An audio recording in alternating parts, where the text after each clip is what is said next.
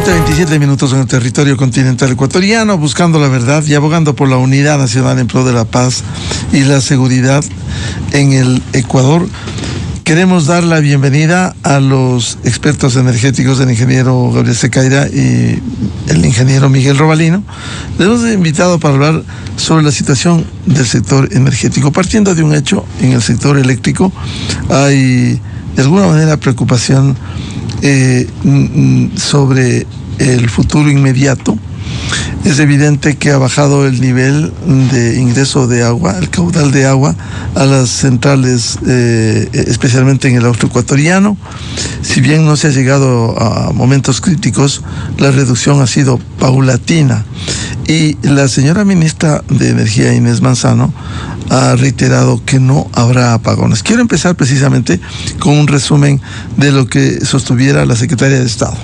No hay ningún riesgo de apagón. Acordémonos, vamos a hacer una comparación. 2024 no había lluvias, no había energía. 2026 no hay lluvias, pero hay energía. ¿Eso qué significa? Que lo que hicimos todo el año pasado, mantener nuestro embalse Mazar, que es el embalse más importante porque no es un embalse de pasada, ese es embalse que está siempre al tope, y para eso son los embalses. Cuando hay la época en que no hay lluvia, pues comienzas a utilizar la energía que está represada en el embalse y obviamente también otro tipo de hidroeléctricas que tenemos. Entonces, la tranquilidad que les quiero dar es que no existe eso y que nosotros hemos hecho, como bien tú señalabas al inicio, algunas inversiones. Este año tienen que entrar 300 megavatios nuevos de térmica, que es la energía firme, y adicionalmente energía solar. Aparte, hemos hecho mucha inversión en temas de subestaciones eléctricas, porque las subestaciones eléctricas son las que te pueden también ayudar a que no haya pérdida de energía. Cada año hay un incremento de demanda. La demanda, el pico más alto de demanda que tuvimos el año pasado fue en mayo 11. El pico de demanda que hemos tenido este año es en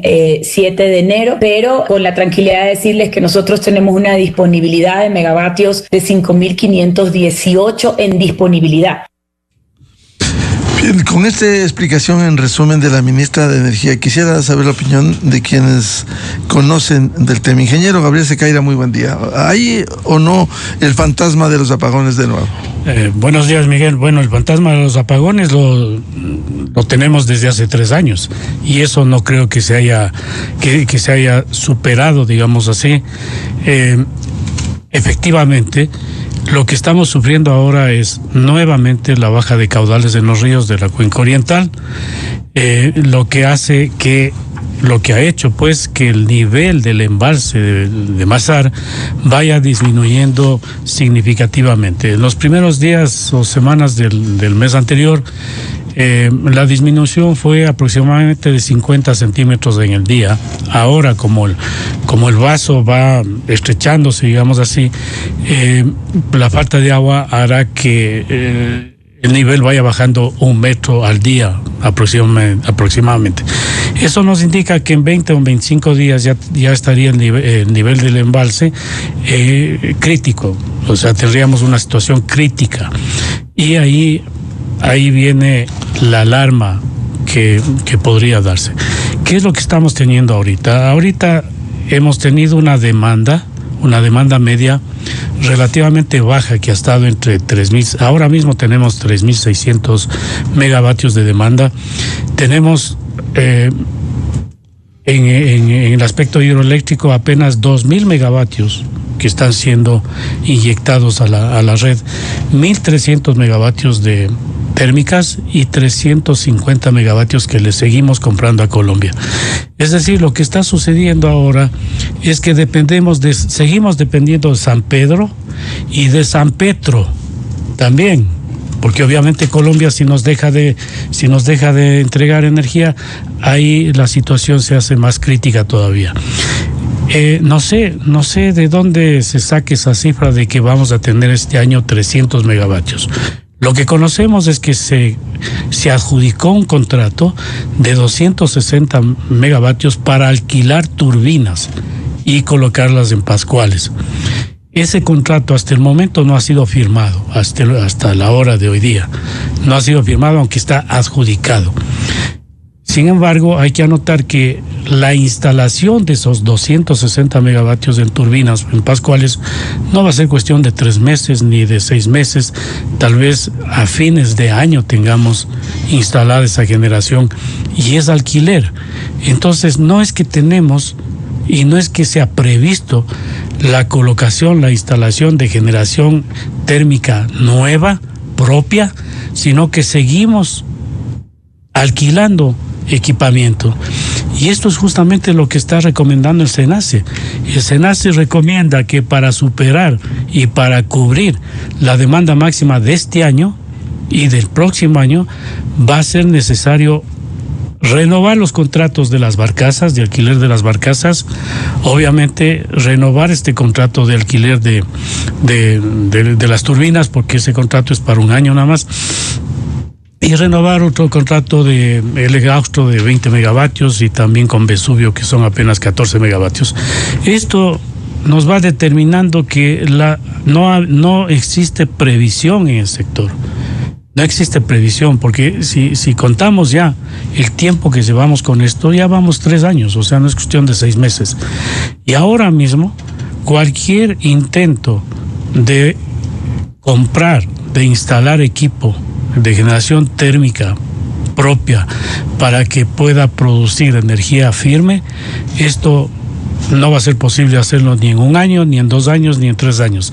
Las fábricas de motores, las fábricas de turbinas le ofrecen entregar los equipos, pagando hoy día, le ofrecen entregar entre el 2029 y 2030. Entregar. Es decir, si se daña y deja de operar una turbina, ¿es complicado reponer? Claro, eso es gravísimo. O sea, no solamente si se daña que no se dañen también las turbinas. No, se dañan, claro. Y de hecho, hay un mantenimiento programado anualmente que lo establece el SENACE con las unidades de generación, y también recomienda que ese mantenimiento sea diferido, o sea, que en este año no se haga mantenimiento. Eso significa que vamos a tener un riesgo también en ese sentido, porque si no se mantienen los equipos, pueden funcionar bien, como también pueden salir de operación cualquier momento, ¿no? Bienvenido al ingeniero Miguel Robalino, a ver cómo su lectura de su experiencia de la situación actual en coyuntura del sector eléctrico, con un hecho adicional que quisiera añadir a lo que decía el ingeniero Gabriel Sequeira sobre el consumo de los megavatios en el país. Hemos leído y escuchado que ha subido los niveles de consumo. Una de las explicaciones, especialmente en el litoral, por el uso de estos aparatos, los ventiladores, los enfriadores, que consumen bastante y que van aumentando la demanda y no ha crecido la oferta de los megavatios. ¿Cómo ve este panorama? Muy buen día. Buenos días, un saludo cordial a Gabriel, a usted, y esperando que este año sea mejor para el país. Mire, yo pienso que primero, para dar datos, tiene que estar en base a análisis, ¿no? Y en el tema puntualmente, el análisis tiene que ir en base primero a la demanda, es decir, al crecimiento de la demanda, como bien se ha planteado. El crecimiento de la demanda en generación, en transmisión, en distribución y lógicamente el usuario final. El otro punto importante del análisis son las interconexiones internacionales, o sea, decir, cuánto voy a tener en tema de potencia y de energía. Y el tercer punto tiene que irse a la capacidad instalada. Más allá de eso, también los datos tienen que asegurarse o darse en base a los índices, es decir, no se puede estar en cierta forma adivinando o respaldándonos de lo que haga o no la naturaleza si no son los índices. Entonces, con esa realidad de los datos que se debe tener, el tema es cómo vamos a actuar. Y cómo vamos a actuar en base a la realidad y con transparencia de las cifras. Entonces, si vamos planteando desde allí, Miguel, lógicamente hay un déficit que, como bien lo ha detallado Gabriel, es muy difícil que esa energía en firme que podemos estar necesitando se la ponga de un día a otro o se proyecte en un plazo tan corto. Es difícil. Entonces, aquí el tema es sincerar las cifras, clarificar las cifras y comenzar a ver cómo vamos a actuar con una política energética que sí podemos. ¿De quién depende ese sinceramiento de las cifras? Ese sinceramiento, lógicamente, vendría para mí desde la misma cartera de energía, ¿sí?, que es la vocería del gobierno, para plantear con transparencia cómo se va a actuar. Entonces, usted cuando está en una crisis energética, en una crisis eléctrica de la cual en realidad no hemos salido, y todavía se le ve un poco largo salir, estamos al vaivén de la naturaleza, usted tiene que manejarlo como modelo de crisis. Entonces este modelo de crisis usted va en 3 fases y en 2 medidas que se llaman, ¿no? Es decir, la primera fase, es una fase que nosotros le podemos llamar una fase de monitoreo, de análisis, de preparación, ¿sí? Y viene la fase de crisis netamente, ¿sí? Y por último vendrá la fase de recuperación. Y 2 medidas que son medidas económicas y medidas de evaluación. Entonces esto hay que plantear, porque de hecho tenemos que estar preparados, ¿sí? Porque aquí hay un tema, lo que significa la crisis. La crisis deja consecuencias, y mientras más larga es la crisis, lógicamente las consecuencias son peores en lo económico, en la seguridad, en la parte ambiental, etc. Entonces, desde esa óptica, aquí lo que se tiene que comenzar a plantear es justamente, ¿sí?, cuánto tenemos en la realidad, ¿sí?, cuánto necesitamos, el déficit, ¿sí?, y de allí ver cómo vamos a actuar o cómo vamos a hacer el equipo, si es el término, como se ha hecho, ¿no? O sea, de la mano inclusive de la empresa privada para la autogeneración, etcétera. Y porque este es un tema integral. El problema es que el análisis en sectores energéticos se hace integralmente, ¿sí? No se puede hacer desde un punto de vista. Cuando yo hago integral, es decir, integralmente yo tengo que ver en el tema de demanda desde la parte, lógicamente, residencial, industrial, la parte petrolera, ¿sí?, que también es un sector importante, y lógicamente todo lo que significa los otros que llamamos, es decir, lo que significa el abastecimiento de energía, la parte inclusive de lo público, ¿no? Es decir, no cuadran entre la generación de energía y la demanda en el país, ingeniero Robalino. Lógicamente, y más allá de la mano de que, mire, la Organización Latinoamericana de la Energía en los últimos boletines planteó claramente que en la región de América Latina la mayoría de los países dependemos justamente de la parte hidroeléctrica, ¿sí? Y es también notorio que en la región de América Latina el tema de los estiajes es recurrente, o sea, lo tenemos año tras año, ¿sí? Entonces, está determinando que el mix energético que tiene que preparar cada país, ¿sí?, tiene que estar liderado en la parte eléctrica de la térmica y gas. Justamente, es decir, tiene que estar liderado. Entonces el enfoque tiene que irse por allí, más allá de que si se apegarían al plan de expansión de generación eléctrica, que es la herramienta base, porque usted ahí lógicamente mide el crecimiento de la demanda con el crecimiento del plan de desarrollo, con el crecimiento de ese crecimiento del plan de desarrollo de la mano de energía y potencia hacia el sistema nacional interconectado. Entonces, el mensaje es muy, muy claro.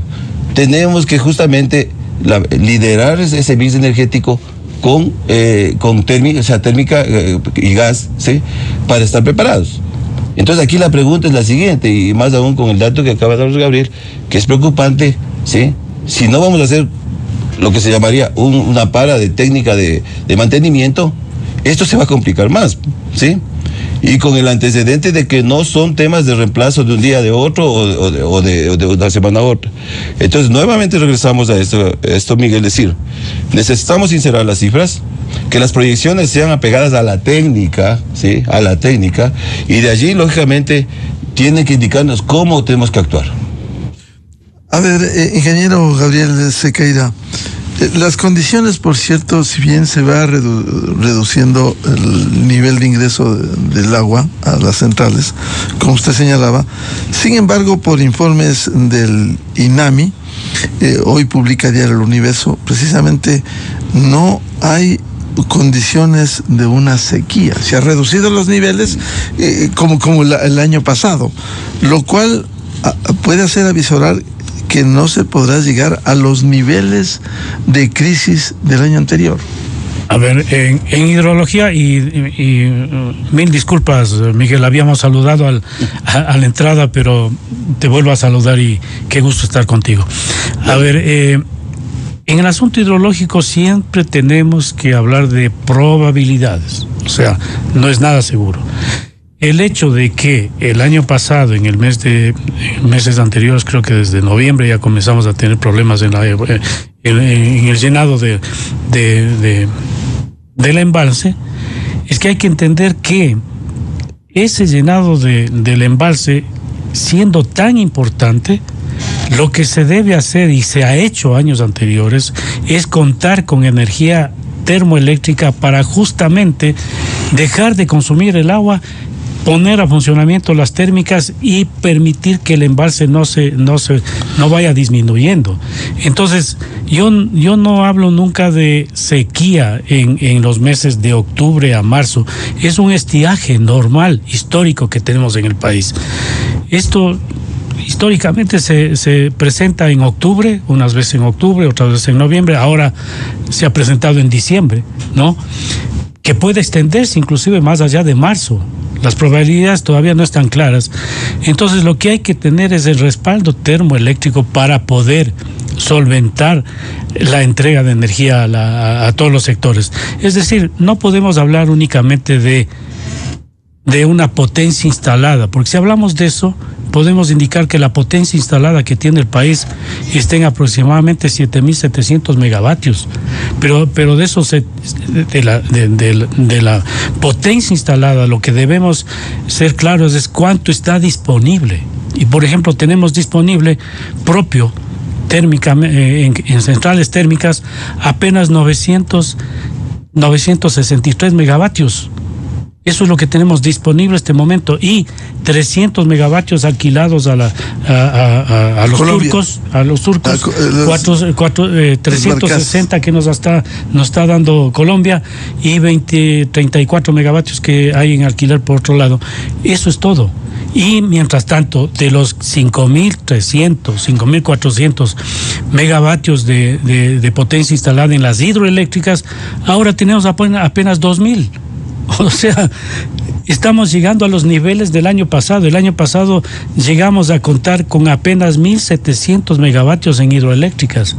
Ahora mismo tenemos 2.000 megavatios. Y fíjese lo grave. Hablando de mantenimiento, en la central sopladora tenemos 3 turbinas. Esa central tiene 470 megavatios. Y cuenta con 3 turbinas. Una turbina está dañada desde hace 3 años. Y acaba de salir la otra. Entonces tenemos 330 megavatios menos en el complejo Paute.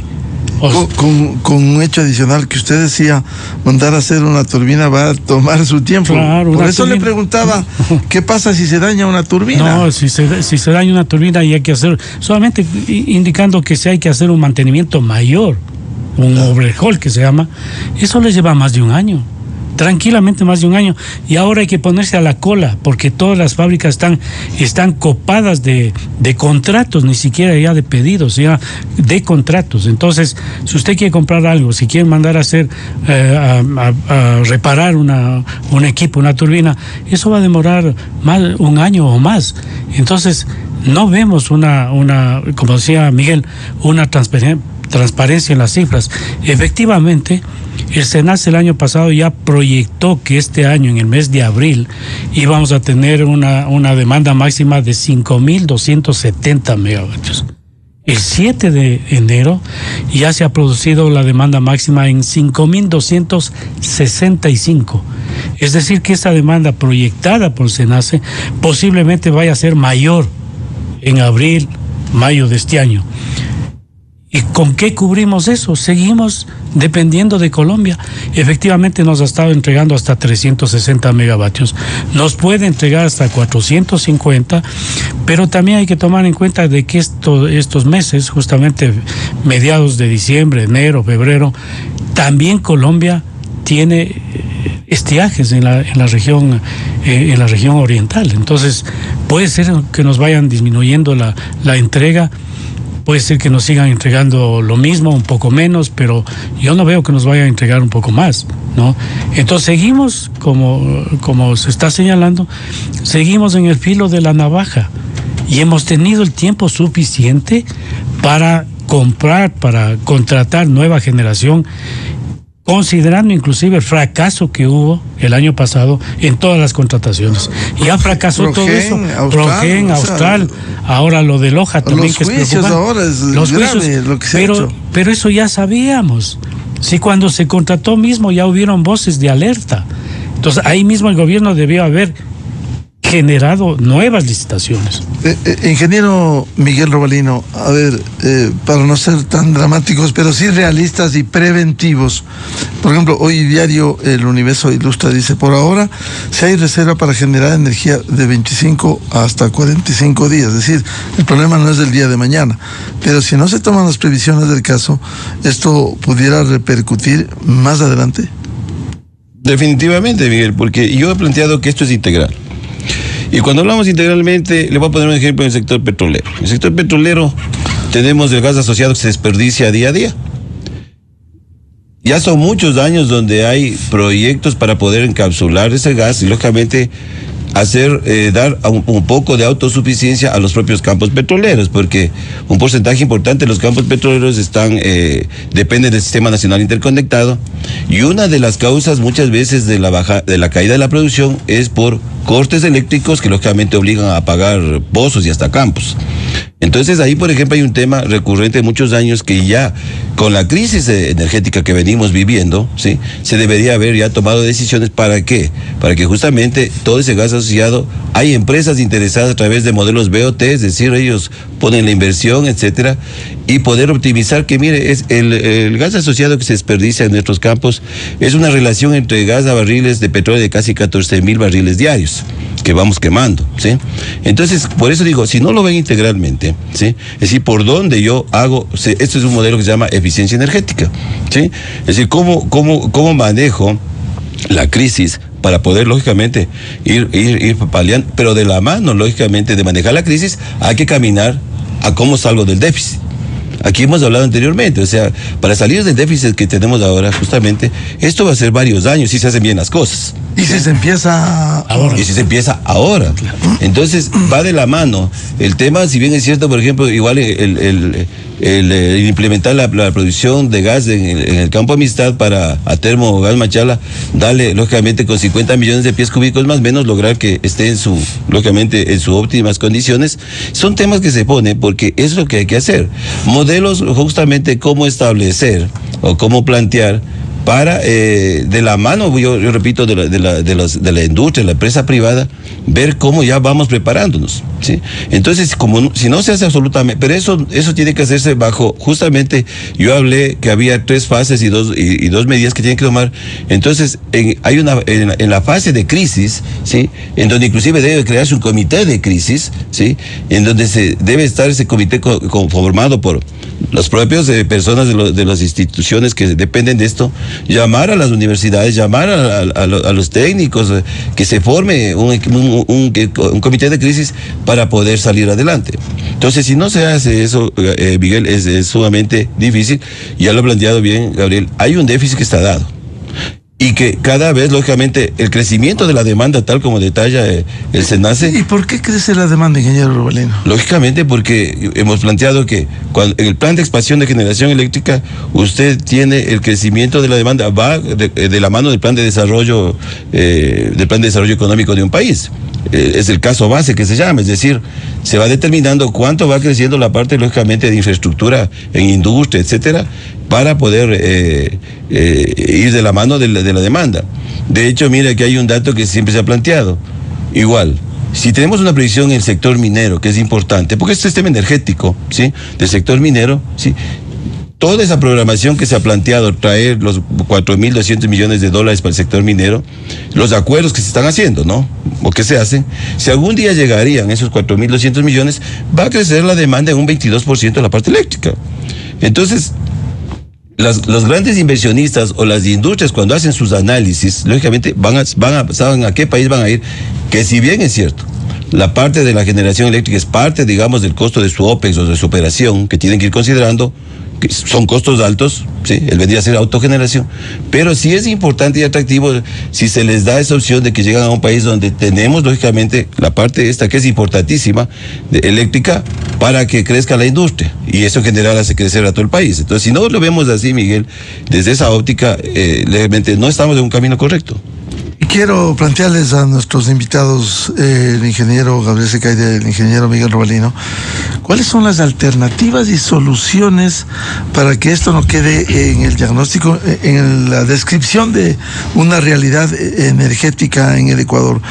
parte de esas alternativas puede ser el ahorro de energía. No hay mucho desperdicio, pregunto, de lo que tanto hemos hablado. Y cuando no hay problema, no hay fantasma de apagones, simplemente, especialmente en diciembre, no se excede con los gastos, tanto en el sector público cuanto privado. ¿Cuáles son las alternativas y soluciones frente a este panorama? A ver, el ahorro energético obviamente que es importante, y de hecho hemos visto que en este feriado último, por ejemplo, feriado extendido, la demanda disminuyó tremendamente. O sea, llegamos a tener una demanda de apenas 2.900 megavatios en esos días, en promedio, ¿no? Y ahora mismo, como decía hace un momento, tenemos 3.600 de los 5.270 proyectados. Entonces, el ahorro energético, primero, que tiene que ser difundido hasta cierto punto, exigido por el gobierno, y haciendo ver a la ciudadanía cuál es la situación real. Pero nosotros cuando salimos en la noche vemos fundamentalmente los edificios públicos completamente encendidas las luces, ¿no? Entonces no hay desde el mismo gobierno no se ve este ahorro. Como también el sector privado apagar la luz cuando no se usa, ¿no? El sector privado también debe hacerlo. La otra opción que debió haberse comenzado a hacer es, sincerando las cifras, hacerle ver desde el año pasado mismo al sector privado que no no va a ser posible sustentar el suministro de energía a los privados y a los comerciales, de tal manera de que se vayan preparando. Los privados no se han podido preparar porque justamente lo mismo que sucede, que estoy señalando, la compra, la fabricación de este tipo de equipos, no es que si va el privado le van a entregar antes, es el mismo plazo. Entonces ahora también ya están atrasados. Los privados lo que tienen es equipos de generación para respaldo. Eso significa que no pueden operar continuamente, es decir, 8 horas, 10 horas, 12 horas al día, es imposible. En la crisis anterior del año pasado hubieron varias quemas de estos equipos que se saturaron y dejaron de operar. Entonces, si se va sincerando todo esto, el sector privado también va a estar preparado. Claro, ahora se está viendo que la generación solar, por ejemplo, de autoconsumo, ha venido creciendo. Se dice que tenemos ahora aproximadamente unos 70 megavatios de instalación de generación solar, lo cual ayuda, pero no es la solución tampoco. O sea, estas generaciones, este tipo de generación son intermitentes, que funcionan también con el clima. Y lo que el país necesita las diferentes formas de contribución, la solar, la eólica y esas son intermitentes que le permitirán tener energía unas horas en el día y nada más. O sea, ayuda, pero no soluciona. Lo único que soluciona es generación firme, instalada, propia, digamos así, y lo único que le queda al gobierno es seguir alquilando. Esa es la solución. O sea, lo que se ve en el mercado internacional es que hay disponibilidad de motores de combustión interna que pueden operar con diésel y que están disponibles en el mundo para poderlos traer inmediatamente. Eso puede ser una solución inmediata que puede estar instalado en 3 meses, digamos, en diferentes sitios del país, pero es alquiler y debe conocerse. Solución temporal. Y debe también establecerse cuál es el plazo efectivo en que vamos a tener ya una normalización de esta situación para que esos alquileres sean de más largo plazo, lo cual contribuye a que la tarifa sea menor. La tarifa de alquiler sea menor. Ingeniero Miguel Robalino, a ver, lo que le preguntaba al ingeniero Gabriel Secaira, alternativas, soluciones frente a este panorama, tanto venimos hablando los últimos años, décadas, y uno de los elementos es el ahorro de energía, tanto público como privado.